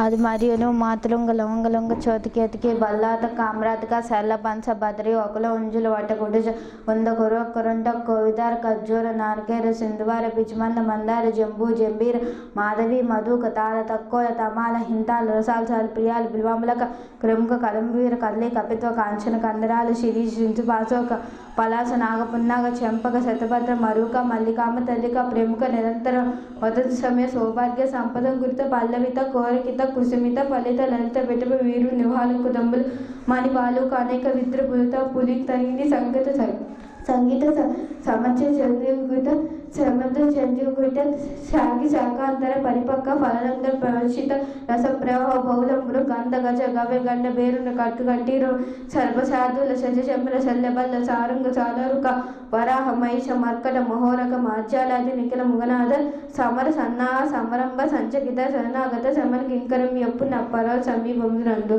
అది మరియును చారు లక్షణ లక్షిత నక బాధ గుల్ఫజాను జంగోర కఠినావి మధ్యోధరుడు సాధరుడు శ్రీవత్స కౌస్తువు వనమాలిక విరాజ ద్విశాలక్షుడు పొండరీకాక్షుడు శంఖచక్ర గదా పద్మాస్తుడు సత్వగుణ ప్రశస్తుడు బ్రహ్మసూత్ర కడిసూత్రహార కేలు మకర కుండల్ కిరీట విభూషణుడు భక్తజన పోషణుడు సుందర కపోల్ ఫాలనాసాధర్వను కంబు కందలుడు కర్ణాగుణ బంధుడు ప్రహ్లాద నారద సుందర దమ్ముకం సంభావితు త్రిపుష్టి దుష్టి కీర్తి కాంతి లోజ్జ విద్య శక్తి మాయాజ సేవితుడును ఎప్పు నా పరమేశ్వరికి బొక్కి భక్తి సంబరంబుగా లక్కల ముఖ గద్గల్ కంటున్నే దిగ్గరం కరంబల్ ముక్కులించి ఇట్లను విధించే.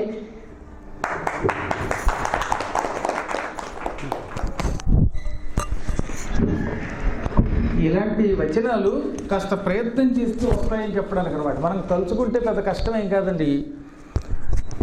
పెద్ద పెద్ద పెద్ద చాట భారతాల్లో ఉండే మాలికల్లో ఉండేటటువంటి వాటిని గద్యాలని మనం శ్రమిస్తే చెయ్యొచ్చు. అప్పుడు వాడికి అర్థమయ్యి ఓహో ఈ అమ్మగారు నాకు మంచి బోధ చేసింది అనుకుని ఆత్మహత్యా ప్రయత్నాన్ని విరమించుకున్నాడు. నిజంగా ఆత్మహత్య చేసుకుని ఉంటే ఒక గొప్ప పండితుడు ఉండేవాడు కాదు. ఆ బండ మనిషి ఆ తర్వాత కాలంలో మదన మోహన మాలవ్య అనే పేరుతో ప్రసిద్ధికి ఎక్కాడు. అందుకు చెబుతున్నాను నేను. ఈ కథ అయింది అప్పుడు, కానీ మీకు అర్థం కాదు. బెనారస్ యూనివర్సిటీని స్థాపించగలిగాడు ఆ పుణ్యాత్ముడు. ఆయనే కనుక నిజంగా చెరువులో దూకుంటే వాళ్ళు యూనివర్సిటీ ఉందా, సంస్కృతం ఉందా, మా నాన్నగారు లాంటి ఎంతోమంది అక్కడ పండితులు తయారయ్యారంటే ఆ మహానుభావుడి ప్రయత్నం. చాలామంది చూస్తున్నాం. హనుమంతుడు సుందరకాండలో సీతాదేవి కనబడకపోతే చచ్చిపోదాం అనుకున్నాడు. విషం ఉద్బంధనం వాపి ప్రవేశం జలనస్యవ, విషం తాగి చచ్చిపోనా, ఉరి వేసుకుని చచ్చిపోనా, అగ్నిలో దూకి చచ్చిపోనా అనుకున్నట్ట. సీత కనబడకపోతే అంతటి వాడు కూడా ఒక్క క్షణకాలంలో మళ్ళీ ఆయన ఆత్మధైర్యం తెచ్చుకున్నాడు. వినాశే బహవో దోషాః జీవన్ భద్రాణి పశ్యతి. చస్తే చాలా నష్టాలు ఉన్నాయి, చచ్చేమి సాధిస్తాం. ఆత్మహత్య చేసుకుంటే ఇంటి వాళ్ళకి కష్టం, పైన మనకేమైనా సుఖం ఉందా, ప్రేతాత్మయ్య అల్లాడిపోతాం.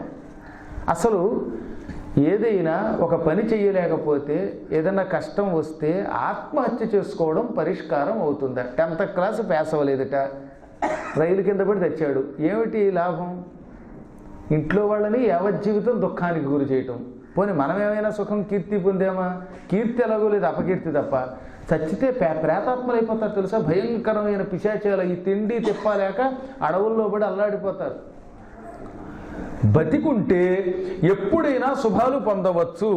ఒక్క క్షణకాలం హనుమంతుడు ధైర్యం తెచ్చుకున్నాడు కాబట్టి వెంటనే ఆయన దృష్టి అశోకవనం మీద పడింది. సీతని చూశాడు.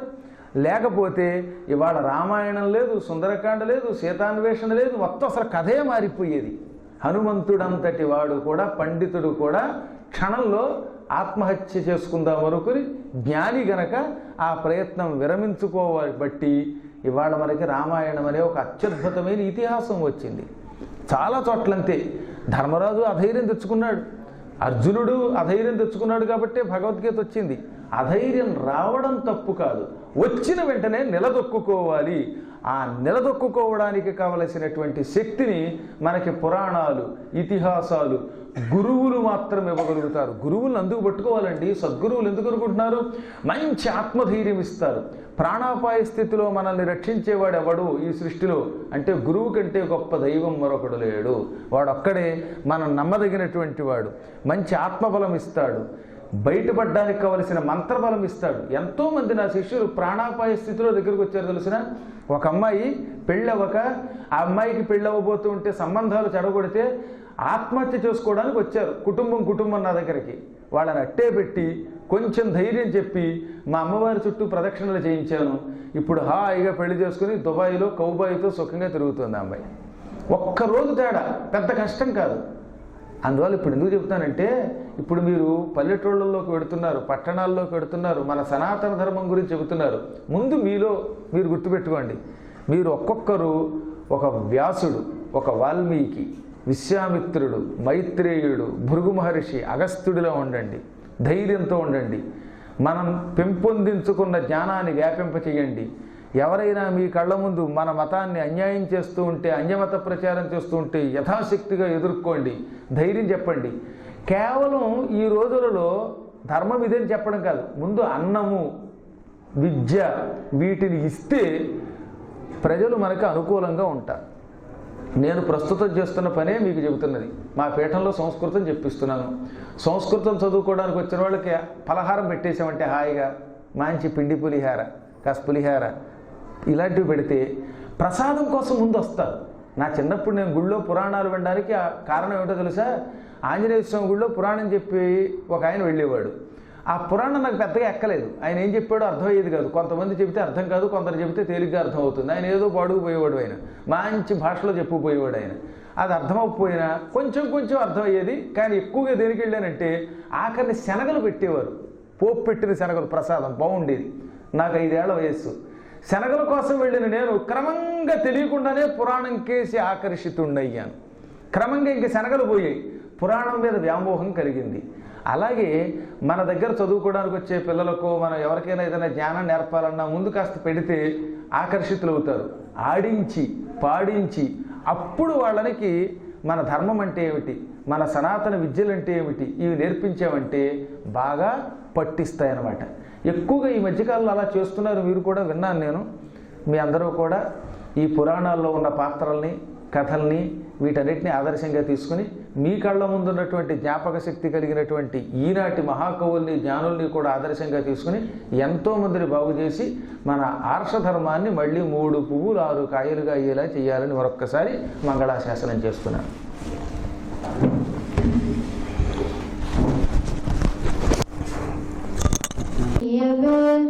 జయమునియవే సతమూనిను సేవంచు సకృబదనవే శ్రీ తులసి ప్రియ తులసి జయమునియవే జయమునియవే లక్ష్మీ పార్వతి వాణి హంసల వెలసి లక్ష్మీ పార్వతి వాణి హంసల వెలసి భక్తు జనుల పాలించే మహిమలను రుచు శ్రీ తులసి ప్రియ తులసి జయమునియవే జయమునియవే కొల్లక సాకలు వేసి బిల్లు గుటలములు విరిసి సురధర పరిపరమలతో పెరటి వేల్పువై వెలసి శ్రీ తులసి ప్రియ తులసి జయమునియవే జయమునియవే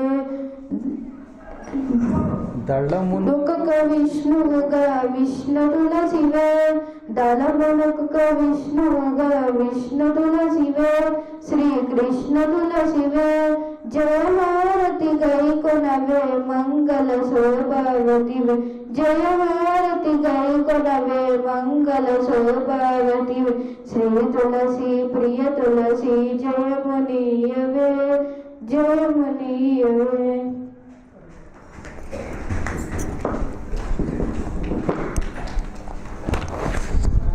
సౌండ్ ఎక్కువ ఉంది.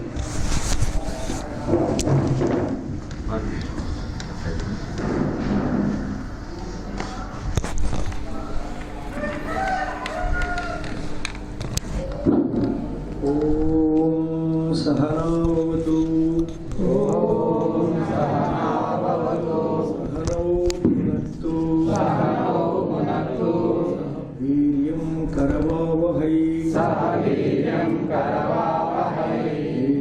तेजस्विनावधीतमस्तु विद्विषावहै शांति शांति शांति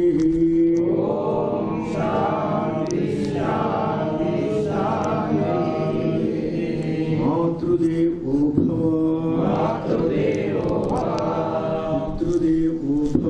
पितृदेवो भव आचार्यदेवो भव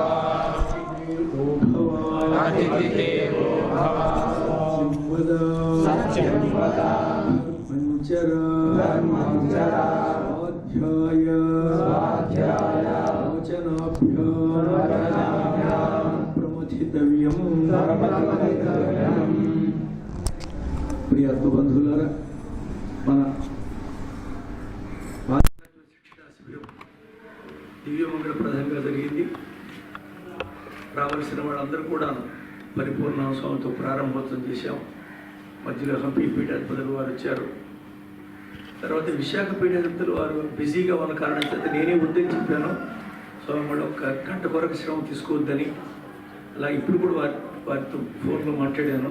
ఈరోజు గవర్నర్తో వారికి ఇంటర్వ్యూ ఉన్నాయి. ఈ విధంగా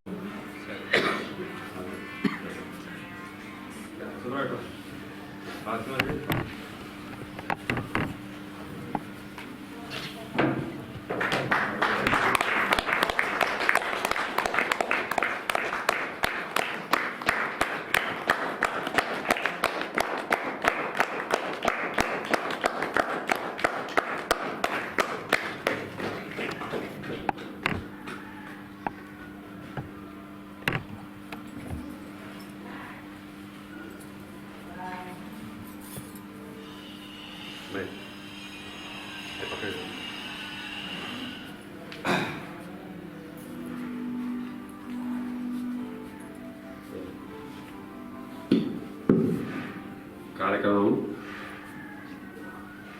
ముగిపోతుంది శాంతి మంత్రంతో. ముందుగా ఈ యొక్క శిబిరాల్లో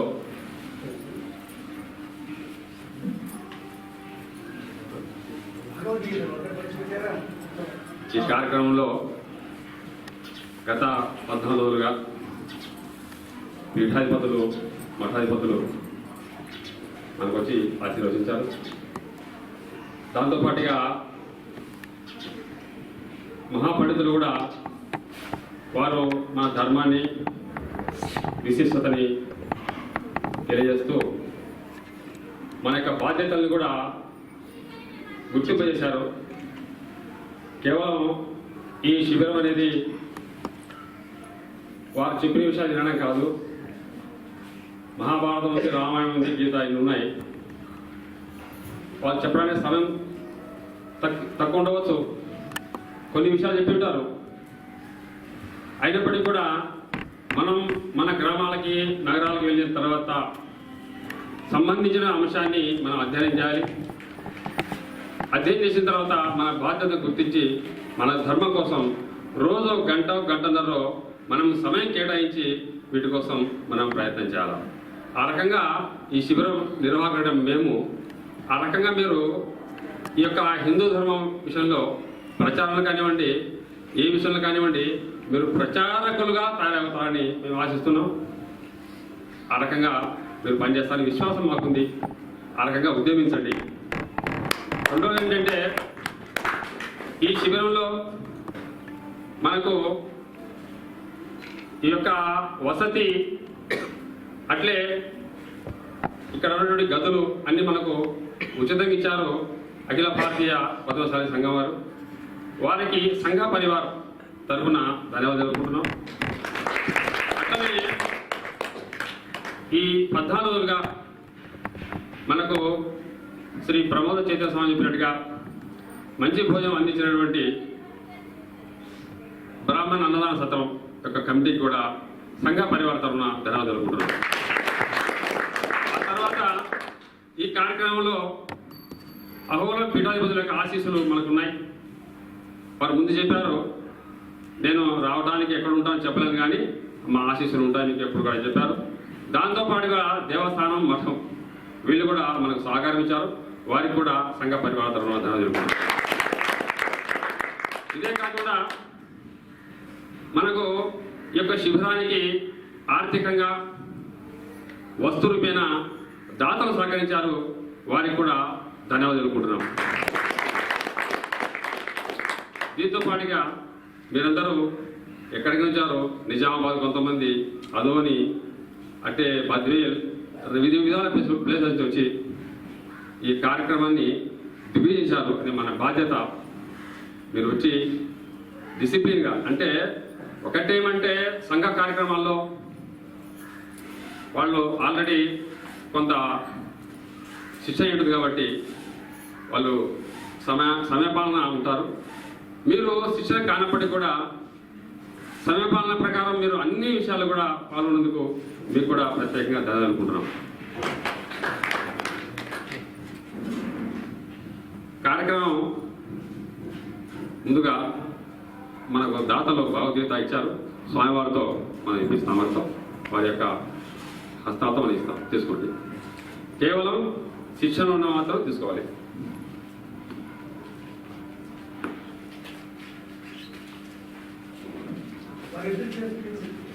ఇప్పిస్తాం.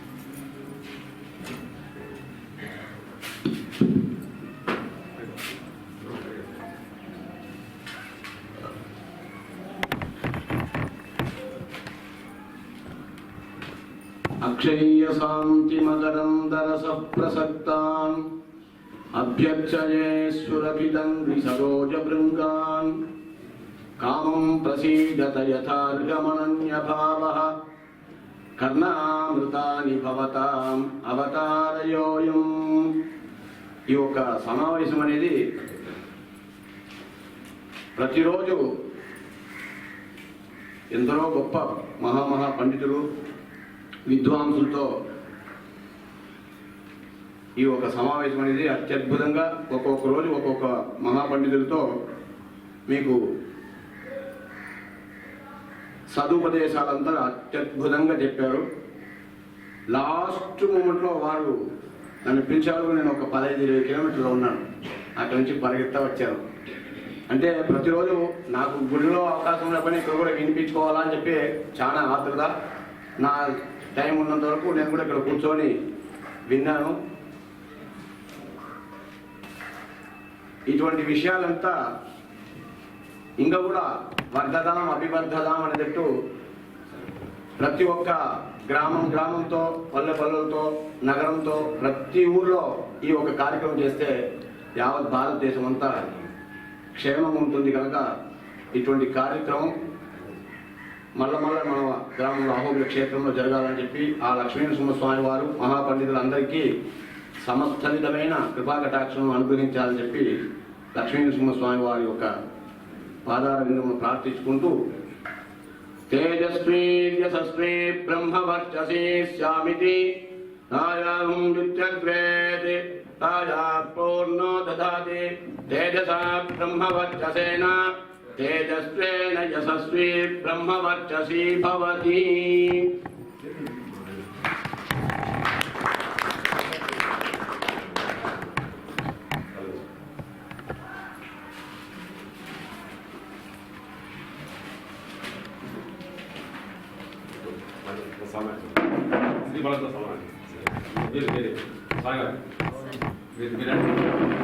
మీరు సన్మానిస్తారు.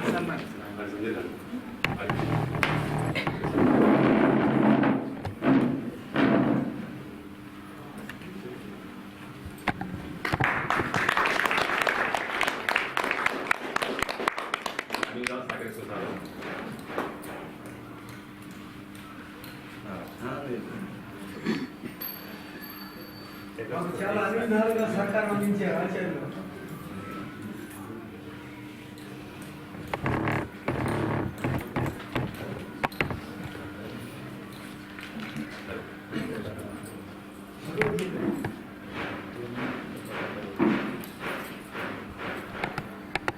స్వామి శాంతి భగవద్గీత ఇచ్చిన తర్వాత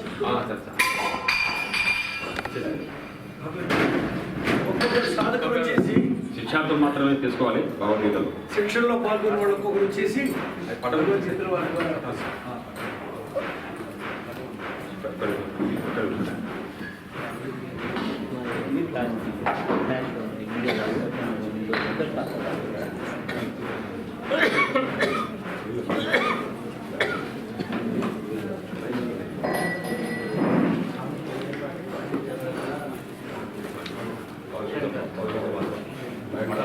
విజయంబాబు ఒక ఆశ్రమవాసులు శంకర్ గారు బండి చంద్రకళ దంపతులు వాళ్ళు వచ్చారు శిబిరానికి. వాళ్ళ బావమూర్తి గారు వాళ్ళ బావగారి చేత అక్కగారి చేత అందరికి భగవద్గీతలు అందిస్తున్నారు. సంఘ పరివారం వాళ్ళు నరసింహస్వామి పట్టాన్ని స్వామి యొక్క ప్రసాదాన్ని స్వామి ప్రసాదాన్ని కూడా అందరికి అందిస్తున్నారు.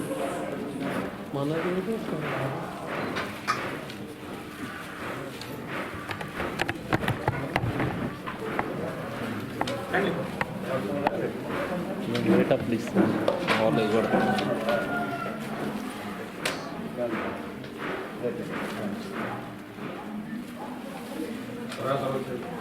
అండి బాబు తీసుకున్నాం.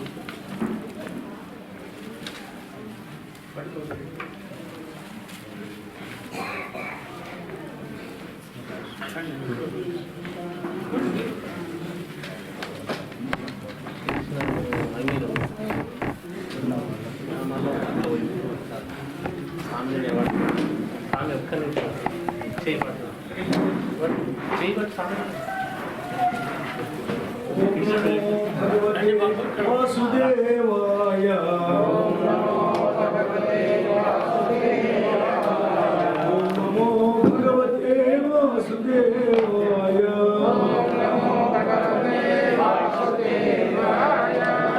నమో భగవతే నరసింహాయ ఓం నమో భగవతే నరసింహాయ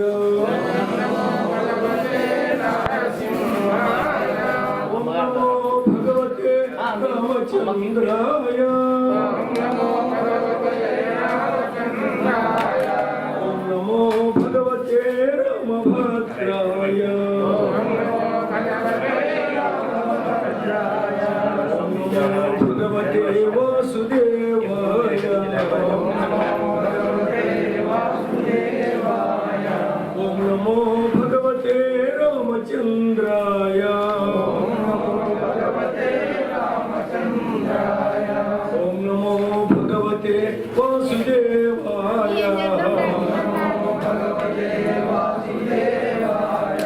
ఓం నమో భగవతే నరసింహాయ ఓం నమో భగవతే వాసుదేవాయ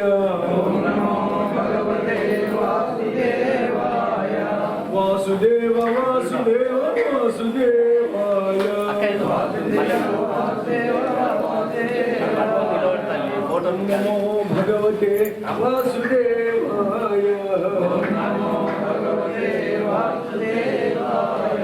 ఓం నమో భగవతే వాసుదేవాయ ఓం నమో భగవతే వాసుదేవాయ జయ శ్రీరామచంద్ర భగవాన్ కి నరసింహ స్వామి వారికి ఈ అనని వాళ్ళందరికీ రాని వాళ్ళందరికీ సర్వేషాం స్వస్తిర్భవతు సర్వేషాం శాంతిర్భవతు సర్వేషాం పూర్ణం భవతు సర్వేషాం మంగళం భవతు సర్వే భవంతు సుఖినః సర్వే సంతు నిరామయాః సర్వే భద్రాణి పశ్యంతు మా కశ్చిత్ దుఃఖభాగ్ భవేత్ असतो मा सद्गमय असो मा ज्योतिर्गमय ज्योर्मा अमृतंगमय पूर्णमदः पूर्णमिदं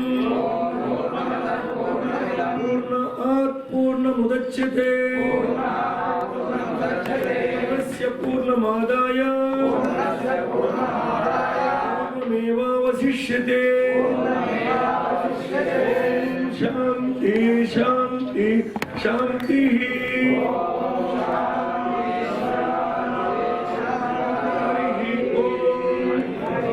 भारत माता की